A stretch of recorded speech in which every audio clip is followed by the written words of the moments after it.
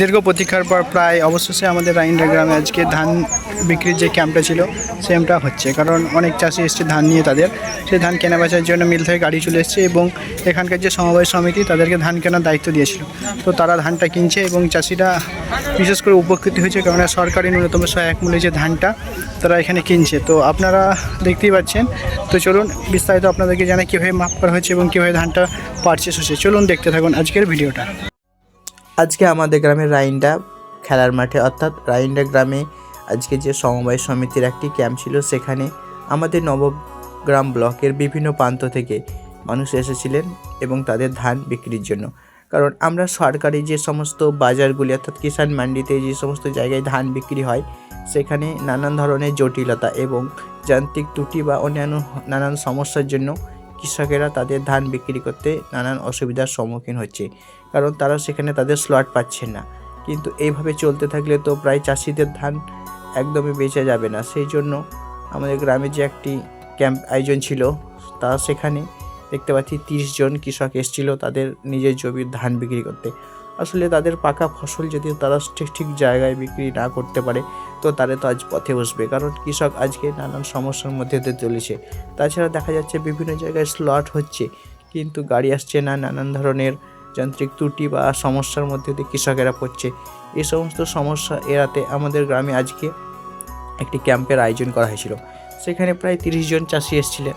তো তাদের দেখলাম ধান আজকে উঠছে, বেশ দেখে ভালো লাগলো। কারণ এখানে গ্রামের মানুষগুলো অনেক সাধারণ হয়, কারণ এদের মধ্যে কোনো রকম থাকে না। কিন্তু যদি এভাবে না ধান বিক্রি করতে পারে তো তাদের নানান সমস্যা হবে, কারণ অনেকজনের বাড়ি তো প্রায় অনেক দূরে, তাও তারা এসছে, মানে কি বলবো, মানে ফ্যামিলির যাদের ছোট বাচ্চা আছে, মেয়েরা টোটো ভাড়া করে চলে এসছে তাদের এই ধান বিক্রি করতে। ধানটা তো এসেছিলো আজকে সকালেই, কিন্তু যা হোক মিল কর্তৃপক্ষ একটু আগে এলো, সেখান থেকে তারা ধান কেনার জন্য যে ফর্মালিটি সেগুলো পূরণ করলো এবং এখানে কাটা হতে লাগলো। তো এখানে মেনলি 15 কুইন্টাল করে একটি কৃষকের ধান কেনা হচ্ছে। আপনারা যদি চান তো এই সমস্ত জায়গায় ধানে বিক্রির জন্য অনলাইন করে বিক্রি করতে পারেন, কারণ আজকের পরে প্রায় অনেক দিনই এখানে ক্যাম্প হবে না, কিন্তু আশেপাশে গ্রামে হচ্ছে, সেগুলো আমরা জানতে পারছি। আর আপনারাও সেগুলো চেক করে নেবেন আপনাদের কোথায় কোথায় বাড়ির কাছে ধানের পারচেস সেন্টারগুলি আছে, কারণ এই সমস্ত জায়গায় যদি আপনারা ধান না বিক্রি করতে পারেন তো আপনাদের নানান সমস্যায় পড়ে যাবেন। আর এখানে একটু দামটা অনেকটা ভালোই দিচ্ছে, 2369 টাকা, যেটা সরকারি নির্ধারিত মূল্য।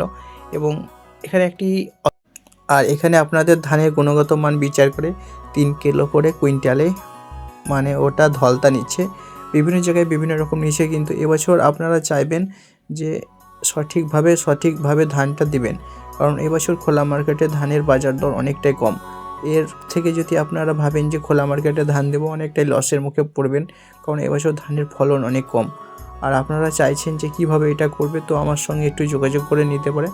আমি আপনাদেরকে বুকিং প্রসেসটা এবং বুকিংটাও করে দেবো, এর জন্য কোনো টাকা লাগবে না।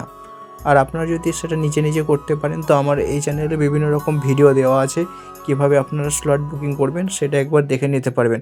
আশা করি ভালো লাগবে, কারণ আমি একজন কৃষক পরিবারের ছেলে, তাই আমিও চাইবো যে আমার ভিডিওর মাধ্যমে অন্য কৃষককে একটু সাহায্য করি।